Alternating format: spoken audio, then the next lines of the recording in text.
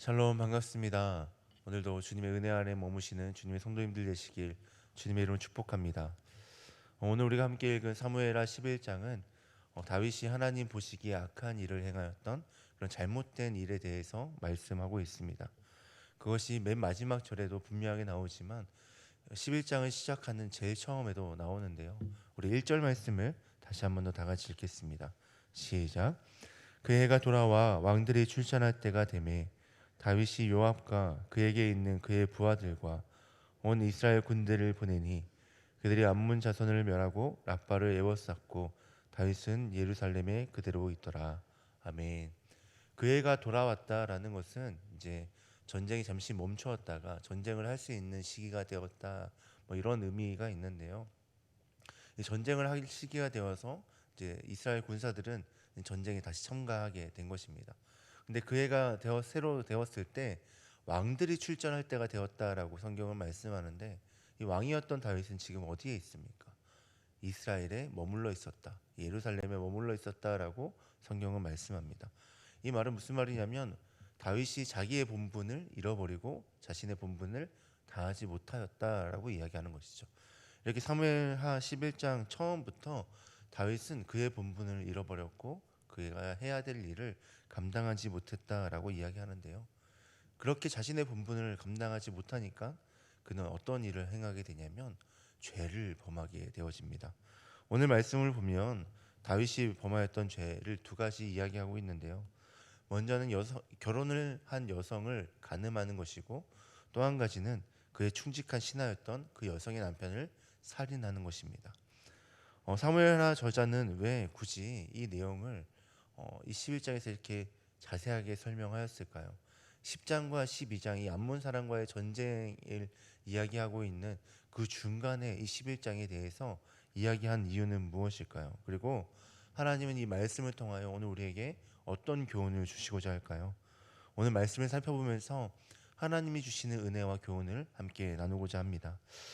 조금 전에 말씀드렸던 것처럼 다윗이 범하였던 죄는 크게 두 가지입니다. 먼저는 결혼한 여성을 간음한 것이고, 또 한 가지는 그 죄를 감추기 위해 살인을 저질렀다라는 것입니다. 다윗은 이스라엘 다스리는 왕이었기 때문에 후궁을 거느릴 수 있었습니다. 그래서 그에게는 이미 두 명의 아내가 있었습니다. 그렇지만 후궁을 거느릴 수 있다라는 것이 결혼한 사람을, 그리고 누군가의 아내를 함부로 취할 수 있다, 마음대로 취할 수 있다라는 의미는 아닙니다. 물론 다윗의 아내 중 아비가일은 나발과 결혼한 사람이었습니다. 그런데 다윗이 아비가일을 아내로 맞이할 때는 나발이 이미 죽은 상황이었죠. 오늘 본문과는 다른 상황이었습니다. 그리고 심지어 오늘 본문에는 다윗이 밧세바와 동침할 때 그를 아직 아내로 맞이하기 전이었습니다. 그렇기에 성경은 이것을 간음이라 이야기하는데요. 물론 이 행동을 그가 간음을 저질렀다라고 분명하게 하고 있지는 않습니다. 그러나 그 이후에 다윗이 한 행동을 고발함으로 성경은 다윗이 한 행동을 간음이라고 말씀합니다. 다윗이 밧세바와 동침한 후에 어떤 행동을 합니까? 전쟁 중에 있던 그의 남편인 우리아를 불러냅니다. 다윗이 전쟁에 나가 있던 우리아를 불러내는 이유는 이 밧세바와 동침한 사실을 어, 숨기기 위함이었는데요. 다윗과 밧세바가 동침한 이후에 밧세바가 임신을 하게 됩니다. 그래서 우리아를 불러들여 자연스럽게 그 부부가의 관계를 맺게 하고 동침을 하게 한 후에 자신의 범죄를 숨기려 한 것이죠. 그러니까 자신의 그 범죄함을 숨기기 위해서 그녀와 동침하게 하려고 우리아를 불러낸 것입니다. 이렇게 다윗 자신도 자신의 그 행동이 정당하지 않음을 알고 숨기려 한 것입니다. 그리고 성경은 이 사실을 기록함으로 그가 범죄하였음을 분명히 말씀하고 있습니다. 그뿐 아니라 성경은 그가 범죄한 사실을 숨기기 위해서 또 다른 범죄를 행하는 것을 말씀하는데요. 바로 자신의 충직했던 신하인 우리아를 살인하는 것입니다. 다윗은 전쟁 중에 있던 우리아를 불러내어 자신이 밧세바와 동침한 사실을 숨기려 했습니다. 그러나 충직했던 신하인 우리아는 전쟁에 나가 있는 자신의 동료들을 기억하며 아내와 동침할 수 없다라고 이야기를 하는데요. 이에 다윗은 그를 아내와 동침하게 하려고 술에 취하게까지 합니다. 그래서 아내와 동침을 이루게 하려 하죠. 하지만 충직한 우리아는 그때에도 아내와 동침하지 않고 동료들과 함께 잠을 잡니다. 다윗은 이렇게 우리아와 밧세바의 동침을 이루게 하려고 최선을 다했지만 충직했던 우리아는 결코 전쟁 중에 자신의 아내와 동침하지 않습니다. 그래서 결국 다윗은 다시 범죄를 일으키게 되죠. 당시 정쟁을 이끌던 요압에게 편지하여 그를 전쟁의 선봉장에 가장 위험한 것에 두어 그를 죽이게 하라라고 합니다. 이렇게 사무엘하 11장에서는 다윗이 범죄한 사실에 대해서 가감없이 고발하고 있습니다. 사무엘하의 저자는 이 사실을 고발함으로 우리에게 무엇을 이야기하려 했을까요? 그리고 하나님은 이 말씀을 통하여서 우리에게 어떠한 교훈을 주시려 했을까요? 저는 오늘 말씀을 통해서 두 가지 교훈을 깨닫게 되었는데요. 먼저 첫 번째는 죄는 또 다른 죄를 낳게 된다라는 것입니다. 다윗이 처음 범한 죄는 간음이었습니다. 그런데 그가 그 죄를 숨기기 위해서 어떻게 했습니까? 또 다른 죄로 그 죄를 숨기려 하였습니다. 이렇게 죄는 또 다른 죄를 낳습니다. 우리는 많은 경우 이번 한 번만 죄를 지어야겠다. 이번 한 번만 내가 이 행동을 해야겠다라고 이야기할 때가 참 많이 있습니다. 우리 성도님들은 그렇지 않겠지만 이 담배를 피우시는 분들이나 이 술을 마시는 분들을 보면 나 이번 한 번만 담배를 피고 다음에 끊을 거야. 이번 한 번만 술을 먹고 다음에 술을 꼭 끊을 거야라는 이야기를 합니다. 그런데 이번 한 번만은 다음에도 술을 끊지 못하고 담배를 끊지 못하는 결과를 낳게 되어지죠. 이번 한 번만 내가 이번만 죄를 짓고 다음엔 절대 죄를 짓지 않을 거야라는 이 고백과 다짐은 그 죄를 더욱더 증폭시키고 또 다른 죄를 낳게 되는 것입니다. 마치 이와 같은데요. 지금 죄를 끊어내지 않으면, 지금 결단하지 않으면 우리는 또 다른 죄를 짓게 됩니다. 왜냐하면 우리 안에는 죄악된 본성이 있고 또다시 그 기회가 찾아왔을 때 이번 한 번만이라고 외치게 되어지고 그렇게 우리는 또 다른 죄를 짓게 되어지는 것이죠. 지금 죄를 끊어내지 않으면 우리는 또 다른 죄를 지을 수밖에 없다라는 것입니다. 그리고 두 번째 교훈은 지금이 바로 회개할 때라는 것입니다. 이 교훈은 첫 번째 교훈과 이어지는데요.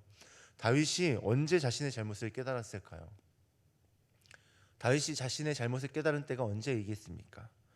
제가 느끼기에는 밧세바와 임신한 사실을 깨달았을 때인 것 같습니다. 왜냐하면 그제서야 자신의 잘못을 숨기려 하기 때문이죠. 그런데 그때 만약에 다윗이 자신의 죄를 고백했다라면 어땠을까요? 이미 죄를 저질렀지만 그때라도 자신의 죄를 고백했었다라면, 회개했었다라면 어떻게 되었을까요? 또 다른 죄를 짓지 않게 되었을 것입니다. 그리고 소중한 자신의 충직한 부활을 잃지 않게 되었을 것입니다. 이렇게 잘못을 깨달았을 때 그때가 바로 우리가 회개할 때입니다. 그 시기를 놓치게 되면 아까 말씀드렸던 것처럼 또 다른 죄를 낳게 되어집니다. 우리나라 속담에 이런 속담이 있지 않습니까? 소도둑이 바늘도둑된다.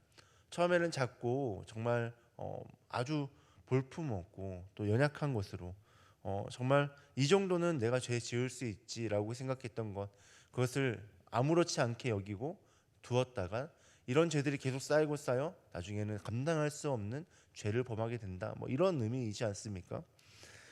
그렇습니다. 우리가 이 죄를 지금 끊어내지 않고 지금 회개하지 않고 지금 돌이키지 않으면 이 죄들이 쌓이고 나중에는 내가 감당할 수 없는 범죄를 저지르게 될 수 있다라는 겁니다.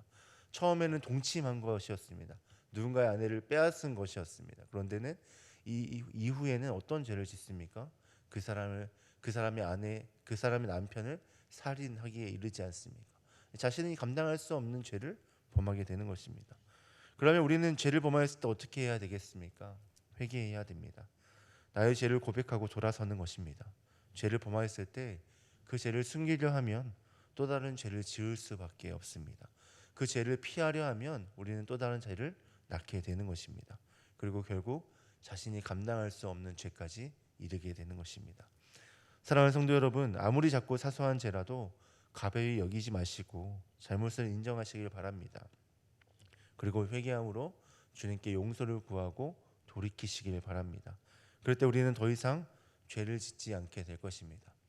물론 그 죄를, 내가 지었던 죄를 마주하는 건 굉장히 어렵고 힘든 일입니다. 하지만 지금 끊어내지 않으면 우리는 또 다른 죄를 지을 수밖에 없게 되어지고 지금 끊어내지 않으면 우리는 감당하지 못할 죄를 범하게 될 것이기 때문입니다. 그렇게 지금 돌아서야 합니다. 죄를 고백하고 회개함으로 하나님의 거룩한 백성으로 이 땅을 살아가시길 주님의 이름으로 축복합니다. 기도하겠습니다. 하나님, 오늘 우리 안에 있는 죄악의 본성들을 다시 한 번 더 보게 되어집니다. 그리고 때로는 나도 모르게 튀어나오는 그 죄악의 본성들이로 인하여서 죄를 짓는 우리의 모습을 또 발견하게 되어집니다. 하나님, 그렇게 내가 죄를 발견하게 되어질 때 그때 끊어낼 수 있는 결단과 용기를 허락하여 주시옵소서. 그리고 주님께로 돌아올 수 있도록 주님 역사하여 주시옵소서. 제가 부끄럽고 창피하지만 숨기려 하는 것이 아니라 오히려 주님 앞에 고백하고 또 주님께 용서를 구하여 회개함으로 주님 그 죄로부터 돌아서서 정말 주님과 함께하며 더 이상 죄와 상관없는 그런 거룩한 주의 백성으로 살아갈 수 있도록 주님 도우시고 역사하여 주시옵소서. 오늘 우리 가운데 그런 결단하는 마음 또 주님께로 돌이킬 수 있는 마음 주실 것을 기대하고 소망하며 이 모든 말씀 예수님의 이름으로 기도합니다.